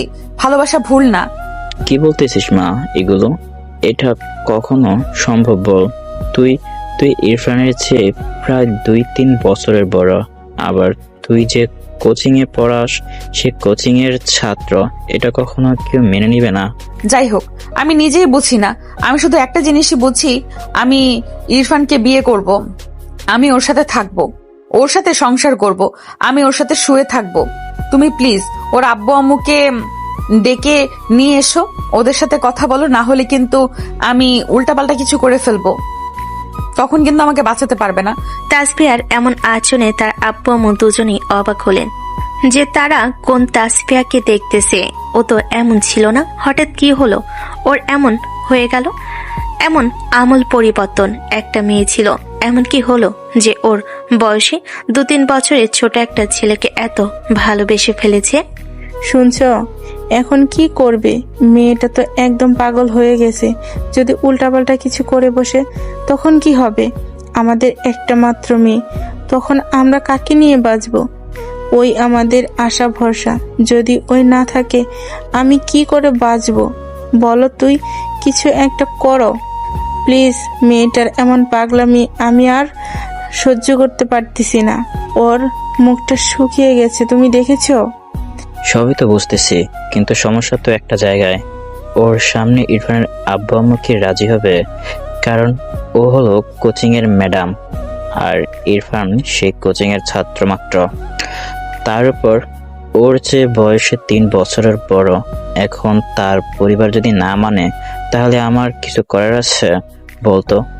আরে কথাগুলো তো বলতেও লজ্জা লাগতেছে। এখন দেখো, যেভাবেই হোক ইরফানের আব্বু আম্মুকে রাজি করাতেই হবে। মেয়েটার মুখের দিকে তাকানো যাচ্ছে না। কি হয়ে গেছে ওর? কি মেয়ে ছিল, আর কি হয়ে গেল ওর? কষ্টের আমার সহ্য হচ্ছে না। তুমি প্লিজ কথা বলো এরপর আম্মু আব্বুর সাথে। আচ্ছা, আমি আপাতত ইরফানকে ডাকতেছি, আগে ওর সাথে কথা বলতে হবে। ওর সাথে কথা বলে পরে ওর আব্বু আমাকে ফোন দিয়ে ডেকে নিয়ে আসবো, পরে ওদের সাথে কথা বলা যাবে। হ্যালো ইরফান, কোথায় তুমি বাবা? আমি তাসফিয়ার আব্বু বলছি। যদি একটু আমাদের বাসায় আসতে অনেক ভালো হতো, তোমার সাথে কিছু কথা ছিল। ঠিক আছে আঙ্কেল, আমি আসতেছি। আমি অবশ্য আপনি না বললে যেতাম। ম্যাডামকে দেখতে যেতে হবে, তো সে কালকে কথা হয়েছে, এর মধ্যে আপনার ফোন দিয়ে ফেললেন 5-10 মিনিটের ভিতরে। এসো ইরফান, এসো। তোমাদের আঙ্কেল ঘরের মধ্যে বসে আছে, যাও, তোমার সাথে নাকি কথা বলবে। কি আর বলবো বলো, সব তো জানোই তুমি। তোমাকে আর নতুন করে কি বলবো? এখন আমার মেয়েটা তো পাগল হয়ে যাচ্ছে বাবা। ওর মুখের দিকে তাকানো যাচ্ছে না। একটা বার আমার মেয়ের মুখের দিকে তাকিয়ে কি এই প্রস্তাবে রাজি হওয়া যায় না? আঙ্কেল, আমি আর কি বলবো বলেন? আমার আব্বু আম্মু আছে, আপনি ওদের সাথে কথা বলেন। শুধু আমি রাজি হলে তো হবে না, আমার আব্বু আম্মুর তো রাজি হতে হবে। আর আঙ্কেল, আমি রাজি আছি। আমিও ম্যাডামকে অনেক ভালোবেসে ফেলেছি, সেটা শুধু বলতে লজ্জা, তাই বলিনি কখনো। কিন্তু আম্মু, তাসফিয়াকে অনেক ভালোবেসে ফেলেছি, শুধু লজ্জাতে বলতে পারিনি কখনো। তুমি যে রাজি সেটা তো আমি জানতাম না, এখন মাত্র জানতে পারলাম। শুনে অনেক ভালো লাগলো, কিন্তু তুমি তো বুঝতে পারছো। আর তোমার আব্বু আম্মুর নাম্বারটাও দাও, আমি ফোন দিয়ে আসতে বলতেছি, ওদের সাথে কথা বলি। ঠিক আছে, তাহলে আমি নাম্বার দিচ্ছি। আমার আব্বু আম্মুর সাথে কথা বলে, তাদের আসতে বলেন, তাদের সাথে বসে কথা বলেন। হ্যালো, আসসালামু আলাইকুম। আমি তাসফিয়ার আব্বু। আপনার ছেলে যে কোচিং সেন্টারে পড়ে, সেখানকার শিক্ষিকা। আপনাদের সাথে কিছু কথা ছিল। যদি একটু কষ্ট করে আমার বাড়িতে আসতেন তাহলে অনেক খুশি হতাম। ইরফানের আম্মুকে সাথে নিয়ে আসবেন। সবই তো বুঝতে পারতেছি কিসের জন্য আমাদের যেতে বলতেছে, কিন্তু আমার মনে হয় না এটা কোনো সমাধান হবে। তবে আপনি যত বলতেছেন তাহলে আসতেছি কিছুক্ষণের মধ্যে। আসেন আসেন, এই তাসফিয়ার আম্মু ওদের বসতে দাও, চা নাস্তা রেডি করো, সবাইকে চা দাও। বলেন কি বলতে চান? আমার ছেলের সাথে আমার কথা হয়েছে এই বিষয় নিয়ে, ওর সাথে অনেক রাগারাগি হয়েছে এই বিষয়ে। আমি চাচ্ছি আপনার সাথে রাগারাগি হোক, এটা কখনো সম্ভব না। কোচিং এর ম্যাডাম হয়ে কি করে ছাত্রের সাথে বিয়ে হয়, এটা কখনো সম্ভব? সমাজ কি বলবে? ইরফান বলল নাকি তাসফিয়াকে অনেক ভালোবাসে। একটা বোঝানোর চেষ্টা করুন ভাই, আমার মেয়েটাকে একটু দেখে আসেন, ওর অবস্থা একটু দেখেন, ওর খুবই খারাপ অবস্থা। ও বলতেছে যদি ইরফান কেউ না পায় তো আত্মহত্যা করবে, নিজের প্রাণ নিজে দিয়ে দিবে। এখন আমরা তো বাবা মা বলে, আপনার তো ইরফানের বাবা মা, যদি আপনাদের ছেলে আমার কথা বলতো তাহলে আপনারা কি বলতেন বলেন? আমাদের অবস্থা খুবই খারাপ, খাওয়া দাওয়া কিছুই নেই, অনেক চিন্তায় আছি। তাসফিয়া খাওয়া দাওয়া করতেছে না, ওষুধ খাচ্ছে না, এভাবে চলতে থাকলেও তো অসুস্থ হয়ে যাবে। সবই তো বুঝতে পারতেছি ভাই, কিন্তু আত্মীয় স্বজনকে কি বলবো? সমাজের মানুষ শুনলেই সি করবে। এখন কি করি বলেন? আমার ছেলে তো পাগলামি করতেছে, আর আপনার মেয়ে তো পাগলামি করে বসে আছে। এখন কি দিয়ে কি করি কিছুই বুঝতে পারছি না। এখন ভাই দেখেন, মেয়েও তো পুরো পাগল হয়ে গেছে ইরফানকে বিয়ে করার জন্য। এখন আমরা তো আর ওকে কম বুঝাইনি, কিন্তু বুঝতে চাচ্ছে না। ওর কথা একটাই, ওই ইরফানকে বিয়ে করবে। আমরা ওকে অনেক বুঝিয়েছি, কিন্তু ওর সেই একই কথা। এখন কি করব আপনারাই বলেন? চোখের সামনে নিজের মেয়েকে এভাবে কি মরতে দেখব? মেয়েটা শুকিয়ে গেছে, ঠিক মতো খাওয়া দাওয়া করছে না, ওষুধ খাচ্ছে না। এভাবে আর কিছুদিন চলতে থাকলে এমনিতেই মারা যাবে। আপনাদের কাছে অনুরোধ রইল, প্লিজ আপনারা রাজি হয়ে যান। ইরফান, তুই এখানে কি করিস? এখানে আমরা কথা বলতেছি, তুই তাসফিয়ার সাথে গিয়ে কথা বল, ওকে গিয়ে খেতে বল, খাওয়া দাওয়া করে ওষুধ খেতে বল। আমরা এখানে কথা বলতেছি, তুই ভিতরে যা। ইরফানের আব্বু, শোনো, সমাজের কথা ভেবে লাভ নেই, আত্মীয় স্বজনের কথা ভেবে লাভ নেই। ছেলে মেয়ে যখন রাজি তাহলে আমাদের আর দ্বিমত করে লাভ নেই। আর তাসফিয়া মেয়েটা তো অনেক লক্ষ্মী, শিক্ষিত, ঘরের কাজ কাম সবই পারে, কিন্তু আমাদের ছেলেকে নিয়ে তো সবচেয়ে বেশি চিন্তা। হ্যাঁ, একমাত্র সেটাই তো বুঝতে পারতেছি না। ও তো কাজ কাম কিছুই করে না, এখনো পড়াশোনা শেষ হয়নি। শেষ হলে তো চাকরি বাকরি শুরু করবে, এখন তো বেকার। এভাবে বিয়ে দিলে কেমন দেখায়? এগুলো কোনো বিষয় না, তাসফিয়া তো কোচিং ছাত্র পড়ায়, ও তো অনেক টাকা বেতন পায়, ওর টাকা দিয়ে চলে যাবে। আর তাছাড়া আর ও তো 1-1.5 বছরের মতো বাকি আছে ইরফানের পড়াশোনা, তারপরে কিছু না কিছু হয়ে যাবে। এগুলো নিয়ে এখন তো এত চিন্তা করে লাভ নেই। কি বলতেছেন ভাই? এগুলো আমার ঘরের বউ হয়ে যাবে, বাইরে গিয়ে কাজকর্ম করবে? এটা কখনো সম্ভব না। আমার কোনো কিছুর অভাব নেই, আমার যত বড় বিজনেস আছে, আমার ছেলে পড়াশোনা শেষ করে সেই বিজনেস সামলাবে। ওর কোনো চাকরি বাকরি করতে হবে না। আমি শুধু ওকে ভয় দেখাতে চাকরি বাকরি করতে হবে, যাতে বাস্তবতা বুঝতে পারে। কিন্তু আমি কখনো চাকরি করাতাম না, কারণ আমার নিজের বিজনেস হবে, এগুলো দেখাশোনা করলে অনেক। আর আপনার মেয়েকে নিয়ে কি আমরা বাইরে চাকরি করাবো? আমাদের বংশের এরকম হয় না। তাহলে তো হয়েই গেল। আর আমার মেয়ে তাসফিয়া আর ইরফানকে আমি পুরো সাজিয়ে দেব, যা যা প্রয়োজন আমি সব দেব। তাহলে বিয়ের ডেটটা আগে এখনই করবেন নাকি কিছুদিন পরে আসবেন? সবকিছু যখন ঠিকঠাক হয়ে গেল তাহলে বিয়ের ডেট ঠিক করে ফেলি। দেরি করে আর লাভ নেই। সামনে সোমবারের দিনটা ভালো হবে। এখন ওদের ছুটি চলতেছে, এখন ভালো সময় সামনে। সোমবার ওদের বিয়ের ডেটটা ঠিক করে ফেলি। আজকে তো রবিবার, মাঝখানে আর 1 সপ্তাহ সময় পাওয়া যাবে। দেরি করে লাভ নেই, ধুমধাম করে বিয়ে দেব। কেউ ভাবতে পারেনি যে এত সহজে তাদের বিয়ে পাকাপোক্তভাবে হয়ে যাবে। ইরফান তাসফিয়া কেউ আশা করেনি তাদের পরিবার এত সহজে তাদের সম্পর্ক মেনে নিবে। সবাই তো বেশ অবাক। সবশেষে তাসফিয়াও খুশি, ইরফানও খুশি, সঙ্গে 2 পরিবারও খুশি। দেখলে তো, আমার জন্যই আমাদের বিয়ে ঠিক হলো। যদি আমি রাতে আব্বুর সাথে কথা না বলতাম, আব্বুকে রিকোয়েস্ট না করতাম, তাহলে কখনোই আব্বু রাজি হতো না। তবে যাই করো, আমার চেয়ে বেশি করনি। আমি অনেক কষ্ট সয়েছি তোমাকে পাবার জন্য, সবচেয়ে বেশি কষ্ট হয়েছে আমার। তবে যতই কষ্ট করি সব কষ্ট এখন সার্থক মনে হচ্ছে। তোমাকে আমি পেয়ে গেলাম, এর চেয়ে বড় খুশি আমার কাছে আর কিছুই নেই। পৃথিবীর বুকে সবচেয়ে খুশি মানুষ এখন আমি। হ্যাঁ অবশ্যই, আমার ওই একই কথা। এতদিন দেখেন ম্যাডাম বলে জানতাম, আর 7 দিন পরে সে আমার ঘরের বউ হবে। ভাবতে অবাক লাগতেছে। নিজের কাছে কেমন লাগতেছে, কোচিং এর ম্যাডাম হয়ে গেল বউ। দেখো, আর ম্যাডাম ম্যাডাম করো না, মেজাজটা এমনিতেই খারাপ হয়ে যাচ্ছে তোমার ম্যাডাম ম্যাডাম শুনতে শুনতে। আমাকে এখন শুধু জান, সোনা, ময়না এগুলো বলে ডাকবা। তোমার কাছ থেকে এর চেয়ে বেশি আমি আর কিছুই আশা করি না। শুধু আমাকে সারা জীবন আগলে রেখো, ভালোবেসে পাশে থেকো, কখনোই আমাকে ছেড়ে যেও না। অসম্ভব, তোমার হাত যখন ধরেছি এই হাত আর কখনোই ছাড়তেছে না। তোমার হাত ছাড়বো মরণের পরে, এর আগে নয়। তোমাকে সারা জীবন ভালোবেসে আমার এই বুকে জড়িয়ে রাখতে চাই। আমি অনেক সুখী একজন মানুষ, অনেক লাকি একজন মানুষ যে তোমার মতো একটা মেয়েকে আমার জীবন সঙ্গী হিসেবে পেলাম। এই কথা বলে দুজন দুজনকে জড়িয়ে ধরে একে অপরকে চুমু খেতে লাগলো। তাদের দুজনের এই আলিঙ্গন, ভালোবাসা, তাদের এই সম্পর্ক যেন নতুন একটা ঠিকানা পেল। ভালোবাসা তো এমনই হওয়া উচিত, একে অপরের পাশে থাকা, প্রতি বিশ্বাস, ভালোবাসা। সম্পর্ক তো শুধু শরীরের নয়, আত্মার হতে হয়। হৃদয়ে ভালোবাসা থাকলে সেই ভালোবাসা কখনো নষ্ট হয় না। পৃথিবীর সকল ভালোবাসাই পূর্ণতা পাক, কারো ভালোবাসা অপূর্ণতা ছোঁয় না। থাকুক ভালোবাসা, মানেই তো একে অপরের প্রতি শ্রদ্ধা, বিশ্বাস, মনের মিলন। সব মিলিয়ে তো ভালোবাসা। ভালোবাসার মানুষ কেউ কাউকে কখনো না ছেড়ে যায়। সকল ভালোবাসার মানুষ সুখী হোক, সবার ভালোবাসা পূর্ণতা পাক। এভাবেই আরেকটি ভালোবাসার গল্প পূর্ণতা পেল।